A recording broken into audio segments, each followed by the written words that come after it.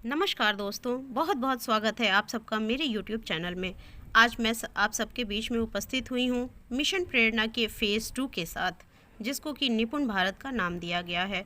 निपुण भारत के प्रभावी क्रियान्वयन के संबंध में जो आदेश जारी हुआ है, आज उस आदेश का अवलोकन करते हैं और देखते हैं कि मिशन प्रेरणा फेज़ 2 में क्या क्या बातें हमारे लिए हैं। तो प्यारे शिक्षक साथियों, मिशन प्रेरणा से संबंधित किसी भी प्रकार की जानकारी के लिए मेरे चैनल से ज़रूर जुड़ें। अभी जो हमारे लिए आदेश हुआ है, उस आदेश के तहत निपुण अर्थात कि NIPUN निपुण भारत, जिसका फुल फॉर्म है कि national initiative for proficiency in reading with understanding and numeracy, इस गाइडलाइन के संदर्भ में जो निर्देश जारी किए गए हैं वह निम्नवत हैं।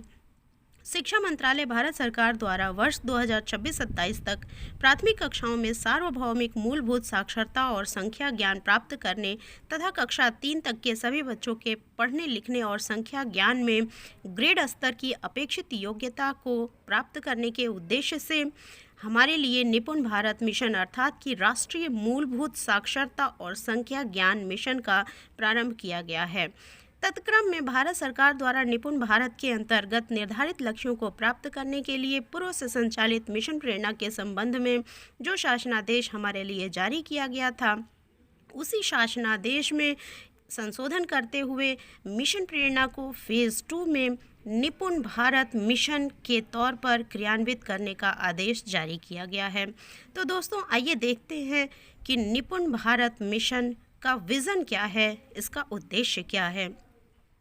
वर्ष 2026-27 तक प्राथमिक कक्षाओं में सार्वभौमिक मूलभूत साक्षरता और संख्या ज्ञान प्राप्त करना और यह सुनिश्चित करना कि सभी बच्चे कक्षा 3 तक पढ़ने लिखने और संख्या ज्ञान में ग्रेड स्तर की योग्यता प्राप्त कर लें। दोस्तों, 3 से 9 वर्ष की आयु के जो बच्चे हैं, उनकी अधिगम आवश्यकताओं, अधिगम अंतराल मीन्स की लर्निंग गैप और इसके संभावित कारणों की पहचान करना तथा स्थानीय परिस्थितियों को ध्यान में रखते हुए विभिन्न कार्यनीतियों की पहल करना। लर्निंग गैप आपको पता है कि क्या होता है, जिसमें कि बच्चे की जो अपेक्षित दक्षता है, उस दक्षता के और जो बच्चे की वास्तविक दक्षता है, उसके मध्य जो गैप है, उसी को हम अधिगम अंतराल या फिर लर्निंग गैप कहते हैं। दोस्तों, जो अगला पॉइंट है इसमें वह है कि प्री स्कूल एवं कक्षा 1 के बीच संबंध स्थापित करना है हमें और सुचारू कक्षा अंतरण के उद्देश्य से NCERT द्वारा जो तैयार किया गया है ECC का पाठ्यक्रम, उसके फ्रेमवर्क को आंगनबाड़ी और प्री प्राइमरी स्कूल दोनों द्वारा अपनाया जाना है, जिससे कि बच्चे कक्षा 1 में सुचारू रूप से कक्षा अंतरण सुनिश्चित कर पाएँ। आइए देखते हैं कि लक्ष्य क्या है निपुण भारत का। निपुण भारत मिशन के अंतर्गत वर्ष 2026-27 तक बाल वाटिका से लेकर के कक्षा 3 के 100% बच्चों में मूलभूत साक्षरता एवं संख्या ज्ञान के लक्ष्य को हमें प्राप्त करना है। दोस्तों, इसके साथ साथ हमारे मिशन के घटक क्या हैं कि निपुण भारत के अंतर्गत निर्धारित जो लक्ष्य हैं, उनकी संप्राप्ति के लिए हमें सबसे पहले लक्ष्य और सूची की जानकारी होनी चाहिए। मिशन के अधिगम के लिए यह ध्येय है कि समस्त शिक्षकों को लक्ष्य और सूची ज्ञात हो, जिस तरह से कि मिशन प्रेरणा के अंतर्गत हम लोगों ने लक्ष्य और सूची देखा था। बाल वाटिका से कक्षा 3 के लिए वर्ष 2026-27 तक मूलभूत साक्षरता और संख्या ज्ञान का अधिगम स्तर सुनिश्चित करने के लिए शिक्षा मंत्रालय भारत सरकार द्वारा निपुण भारत के अंतर्गत लक्ष्य और सूची निर्धारित किए गए हैं, जो कि संलग्नक 1 में है और वह मैं आपको प्रस्तुत कर दूंगी। मिशन के उद्देश्यों को प्राप्त करने के लिए संपूर्ण साक्षरता और संख्या ज्ञान के लक्ष्य बाल वाटिका से कक्षा 3 तक के लिए निर्धारित किए गए हैं। तो दोस्तों, इन समस्त लक्ष्यों को हमें ध्यान में रख करके ही बच्चों को ज्ञान प्रदान करना है, जिससे कि वे कक्षा 1 में जब एडमिट होने के लिए आते हैं तो हमें एक तैयार छात्र के रूप में मिले और इसी तरह से वे कक्षा 3 तक पहुंचते पहुंचते समस्त जो साक्षरता के लक्ष्य हैं, जिसमें कि समझ करके पढ़ना और इसके साथ साथ न्यूमरेसी में भी एक्यूरेसी हो, इसका ज्ञान उन्हें हो जाए। तो आइए देखते हैं कि भाषा में लक्ष्य क्या है। बाल वाटिका में बच्चों के लिए है कि अक्षरों और संगत ध्वनियों को वो पहचान लें।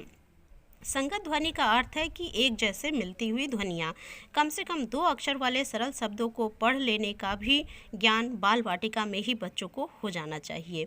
इसके साथ साथ कक्षा 1 में अर्थ के साथ बच्चे पढ़ लें। ऐसे छोटे छोटे वाक्य जो कि आयु के अनुसार किसी भी अज्ञात पाठ का हो, उसको वो जो बच्चा है कक्षा 1 का, वह 4 से 5 सरल शब्द वाले वाक्यों को आसानी से पढ़ लें।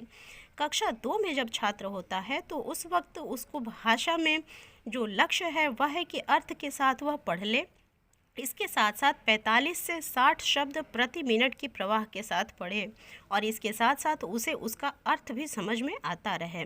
कक्षा 3 का जो छात्र है उसके लिए अर्थ के साथ पढ़ लेने के साथ साथ न्यूनतम 60 शब्द प्रति मिनट की प्रवाह से पढ़ना भी आवश्यक है। तो दोस्तों, इस तरह से हम भाषा में बच्चों को तैयार करेंगे कक्षा 1 से 3 तक। और इसके साथ साथ गणित में बाल वाटिका में बच्चे को 10 तक के अंकों को पहचानना और उनको पढ़ लेना आना चाहिए। इसके साथ साथ एक क्रम में घटनाओं की संख्या, वस्तुओं, आकृतियों, घटनाओं को व्यवस्थित करने का भी ज्ञान उन्हें होना चाहिए। जब बच्चा कक्षा 1 में होता है उस वक्त उसे 99 तक की संख्याएं पढ़ लेने का ज्ञान होना चाहिए और सरल जोड़ और घटाव का प्रश्न वो हल कर पाए। कक्षा 2 में 999 तक की संख्याएं पढ़ और लिख ले, इसके साथ साथ 99 तक की संख्याओं का घटाव कर पाए। इसके साथ साथ कक्षा 3 में 9999 तक की संख्याओं को पढ़ ले, उनको लिख पाए और इसके साथ साथ सरल गुणा करके भी समस्याओं को हल कर पाए।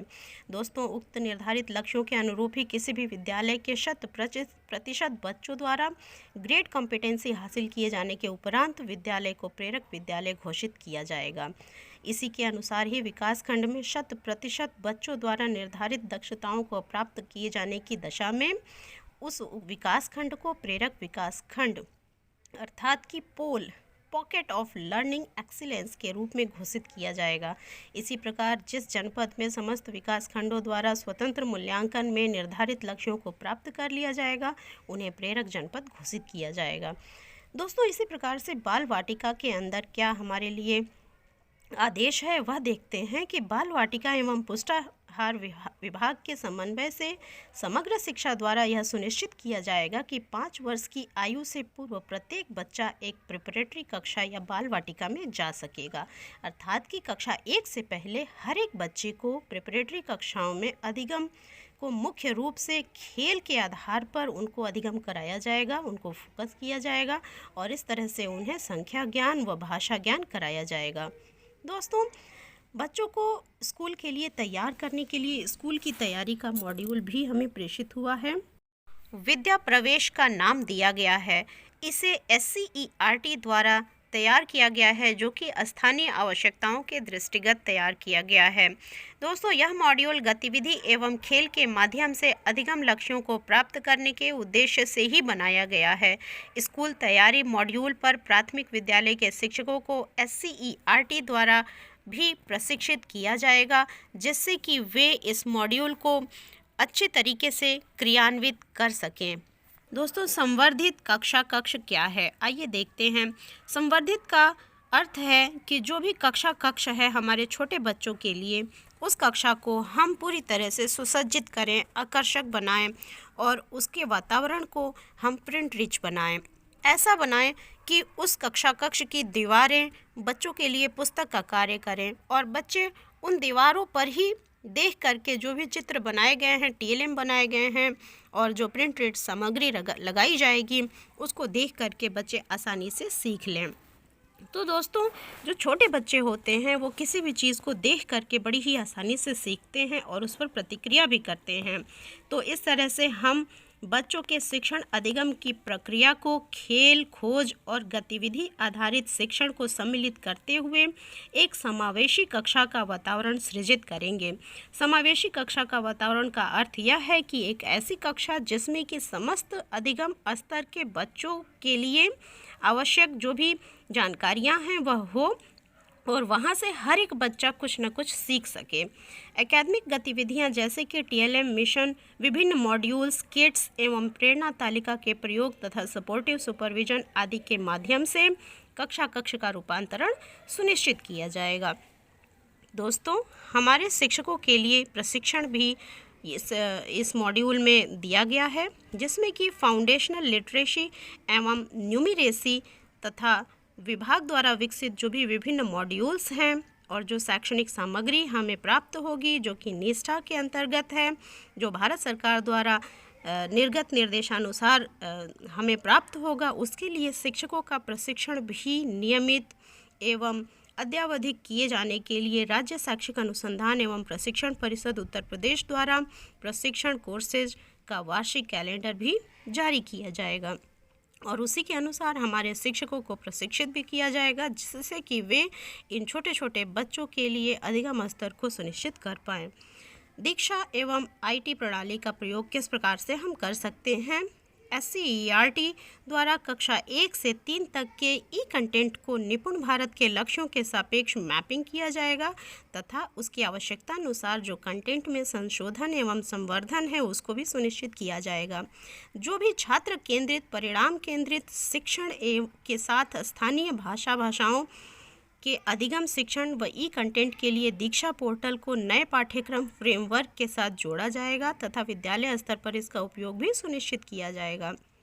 दोस्तों, हम सभी दीक्षा का प्रयोग कर रहे हैं और उसको सभी बच्चे भी इस्तेमाल कर रहे हैं। तो अब इसको बाल वाटिका के लिए और हमारे निपुण भारत के लिए भी विकसित किया जाएगा और बच्चे उसका लाभ ले सकेंगे। अधिगम आकलन क्या है? छात्र छात्राओं का जो भी लर्निंग आउटकम के आधार हैं उसके आधार पर विषयवार और ग्रेडवार अधिगम का आकलन एवं मूल्यांकन, विद्यालय आधारित आकलन, राज्य स्तरीय आकलन जो कि स्टूडेंट्स असेसमेंट टेस्ट होता है जिसको हम SAT बोलते हैं, एवं राज्य परियोजना कार्यालय स्तर से चयनित बाह्य संस्थाओं के माध्यम से स्वतंत्र मूल्यांकन सुनिश्चित किया जाएगा। इन आकलन के परिणामों के आधार पर ही बच्चों को प्रगति कार्ड उपलब्ध कराया जाएगा और इससे बच्चों की समग्र प्रगति का विवरण अंकित हो जाएगा और वह हम जो है एक आयोजन के माध्यम से यह रिपोर्ट कार्ड प्रत्येक छात्र छात्राओं के अभिभावकों को भी हम देंगे एवं प्रत्येक विद्यालय की ग्रेडिंग कराते हुए विद्यालय रिपोर्ट कार्ड खंड शिक्षा अधिकारी के माध्यम से प्रधान अध्यापकों को भी प्रेषित किया जाएगा, जिससे कि शैक्षिक गुणवत्ता में निरंतर सुधार किया जा सके। पुस्तकालय का उपयोग हम किस प्रकार से कर सकते हैं? बच्चों में पढ़ने के प्रति रुचि को विकसित करने के उद्देश्य से सभी विद्यालयों में लाइब्रेरी और रीडिंग कॉर्नर विकसित किया जाएगा। सामुदायिक सहभागिता का हमारे लिए बहुत ही आवश्यक है। निपुण भारत के क्रियान्वयन में मिशन के उद्देश्यों को समुदाय व अभिभावकों एवं विद्यालय प्रबंध समिति को भी अवगत कराना हमें सुनिश्चित करना होगा। वित्तीय प्राविधान क्या हैं?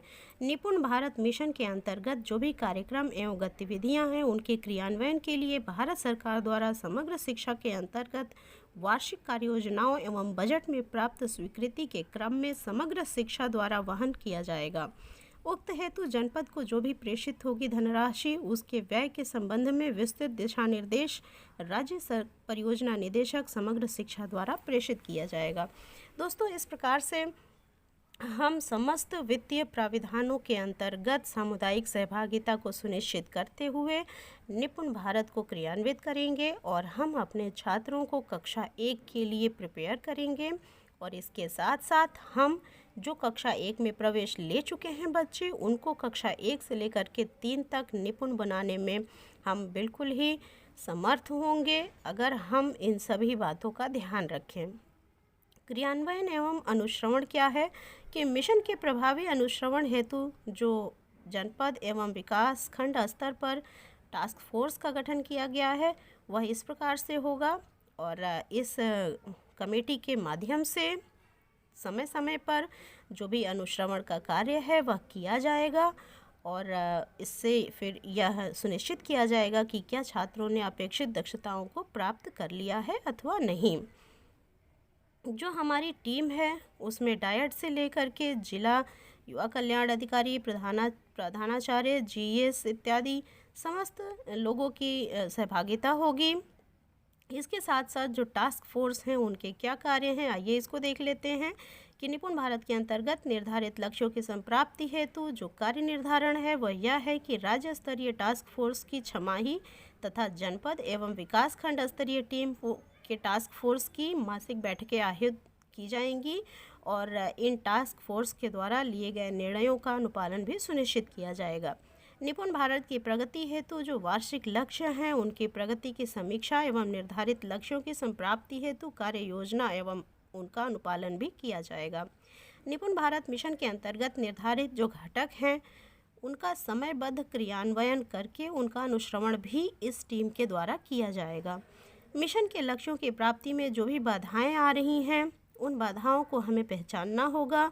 इन टास्क फोर्स का ये भी कार्य है कि उसको पहचान करके उसका निराकरण सुनिश्चित कराएं, जिससे कि समय पर हम अपने लक्ष्यों को प्राप्त कर सकें। दोस्तों, निपुण भारत का जो उद्देश्य है वह बहुत ही अच्छा है। इससे हमारे बच्चों की नींव मजबूत होगी और आगे वो अपने पढ़ाई में बहुत ही अच्छा प्रदर्शन कर पाएंगे। जो भी प्रशिक्षण के कार्यक्रम का संचालन होगा और प्राथमिक शिक्षकों का जो भी क्षमता संवर्धन सुनिश्चित किया जाएगा वह भी इन टास्क फोर्स का ही काम होगा। मिशन के महत्व के से सभी हितधारकों को जागरूक करने के लिए, प्रचार प्रसार के लिए, प्रेरित और प्रोत्साहित करने के लिए निपुण भारत के जो भी गाइडलाइंस हैं उसके लिए वेबसाइट दी गई है और इस वेबसाइट पर जा कर के हम सभी निपुण भारत के समस्त संचालित कार्यक्रमों की जानकारी ले सकते हैं। इस संबंध में हमारे प्रमुख सचिव महोदय ने ये डिक्लेरेशन दिया है कि जो भी प्रस्तर 2 में निर्णय लिए गए हैं वो मिशन के प्रभावी क्रियान्वयन एवं लक्ष्य प्राप्ति हेतु जनपद एवं विकास खंड स्तरीय टास्क फोर्स का गठन करके 1 माह के अंदर उसको क्रियान्वित कराया जाएगा और इस पर कार्य किया जाएगा, जिससे कि हमारे बच्चे अपेक्षित दक्षताओं को प्राप्त कर सकें। दोस्तों, शिक्षकों के सहयोग के लिए ही इस चैनल को बनाया गया है, तो मिशन प्रेरणा और मिशन प्रेरणा फेज़ 2 से संबंधित समस्त जानकारियों के लिए चैनल से अवश्य जुड़ें। अगर वीडियोस आपको अच्छी लगें तो आप चैनल को सब्सक्राइब अवश्य करें, हमारे वीडियोस को शेयर करें और लाइक और कमेंट भी करें। मिलते हैं अगले वीडियो के साथ। Thank you.